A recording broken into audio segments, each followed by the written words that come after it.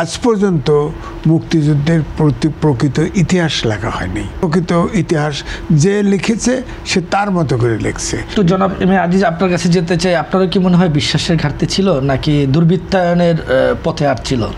দেখেন, এখানে রাকিব ভাই মুক্তিযোদ্ধা ছিলেন, আমিও কনিষ্ঠতম ছিলাম।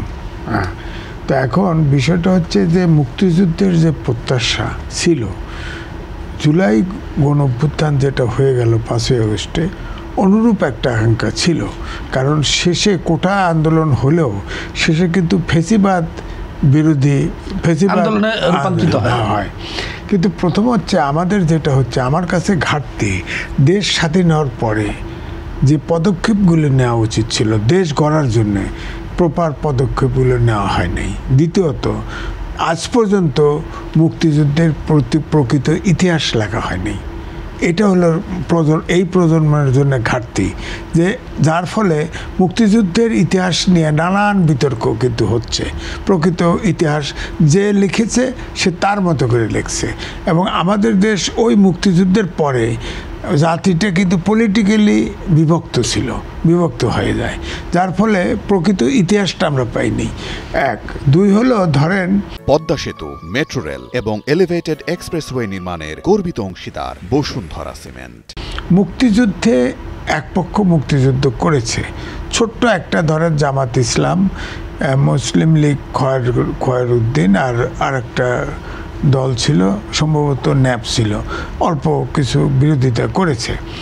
এখন জামাত ইসলাম কিন্তু আরেকটা ন্যাপের আরেক অংশ কিন্তু মুক্তিযুদ্ধ, গেরিলা মুক্তিযুদ্ধ ছিল। তো এখন ধরেন ওই সময়ে জামাত ইসলাম প্রাদেশিক সরকারের 4 জন মন্ত্রী ছিল, তারা সিদ্ধান্ত নিয়ে আপনার পাকিস্তান হানাদার বাহিনীকে সাহায্য করেছে। এবং তখনকার নেতা প্রফেসর গোলাম আজম, তিনিও কিন্তু তার পাকিস্তান পত্রিকায় তার বক্তব্য ছাপা হয়েছে, সেখানে কিন্তু তিনি বলেছেন যে 25শে মার্চের যে ক্র্যাকডাউন, সেটা পূর্ব পাকিস্তানকে রক্ষা করার জন্য এটা সঠিক পদক্ষেপ। আমার বক্তব্য হচ্ছে, দেশ স্বাধীন হওয়ার পরে যে সারেন্ডার, ইনস্ট্রুমেন্ট অফ সারেন্ডার যেটা ছাপা হয়, সেই ডকুমেন্ট কিন্তু আমার কাছে আছে, আমার এখানে হোয়াটসঅ্যাপে ধরা আছে, খুব দুষ্প্রাপ্য ডকুমেন্ট। সেখানে কিন্তু বলা হয়, পাকিস্তানি আর্মি যখন জেনারেল অরোরার কাছে সারেন্ডার করে, তখন কিন্তু বলে, ওটা লেখা আছে যে পাকিস্তানি বাহিনী এবং তাদের অ্যাসোসিয়েটস যারা মানে সহযোগী ছিল, সিভিল সহযোগী ছিল, তারা সহ এখানে আত্মসমর্পণ করা হলো। অর্থাৎ এসবে ছিল আলবদর, আল শামস, তারা ছিল, জামাত ইসলাম ছিল, শান্তি বাহিনী ছিল, ইত্যাদি ইত্যাদি, তারা সারেন্ডার করছে। তো এখন এই যে তখনকার সময় যে যারা 71 দেখে নাই, যার বাবা দেখে নাই, যার দাদা দেখে নাই, তারা ওই 71কে কিন্তু বুঝতে পারবে না।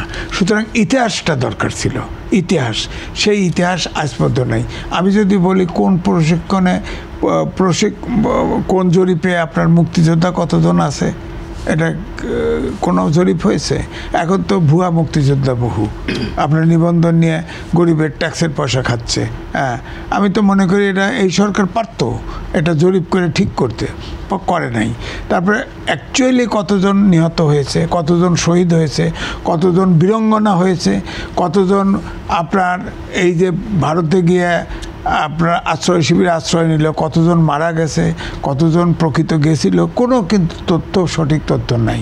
বই যার লিখছে, অনেক বই পাবেন, যার মতো করে লিখছে। সুতরাং সঠিক ইতিহাস, অর্থাৎ 1 খণ্ড 5 খণ্ড হোক, সঠিক একটা ইতিহাস, গ্রহণযোগ্য একটা ইতিহাস, এটা নাই আমাদের দেশে। দেখেন, মুক্তিযুদ্ধের স্বাধীনতার ঘোষণা নিয়ে বিতর্ক আছে, আপনার স্বাধীনতার কার নামে নেতৃত্ব হলে এটা নিয়েও বিতর্ক করা হয়। ধরেন 7ই মার্চের যে ভাষণ, সেটা নিয়েও বিতর্ক করা হয়। তো সুতরাং আমরা আসলে ইতিহাসের যতক্ষণ পর্যন্ত নির্বিঘ্ন বা নির্মোহভাবে আপনার স্বাধীনতা যুদ্ধের ইতিহাসটা না লিখতে পারবো, ততক্ষণ পর্যন্ত কিন্তু এই ধরনের বিতর্ক থেকে যাবে। এবং আমি বলবো, স্বাধীনতা যুদ্ধকে, ওই 24-এর আন্দোলন অভ্যুত্থান 71-কে মুছে ফেলে দিছে। 71-এর কথা বললে চুলকানি আসে, এগুলো কথাগুলি কিন্তু দূর হয়ে যেত।